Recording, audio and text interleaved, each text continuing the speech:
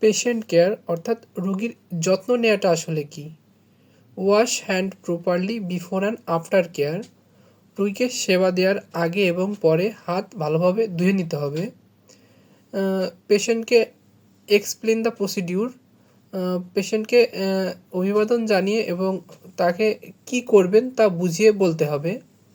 Maintain privacy and comfort. রোগীর গোপনীয়তা এবং আরাম নিশ্চিত করতে হবে। Check vital sign, temperature, blood pressure, respiration. রোগীর তাপমাত্রা, নাড়ি, শ্বাস-প্রশ্বাস এবং রক্তচাপ পরিমাপ করতে হবে। Give mouth care, back care and bed bath as required. প্রয়োজন অনুযায়ী রোগীর মুখের যত্ন, পিঠের যত্ন এবং বেড বাথ দিন।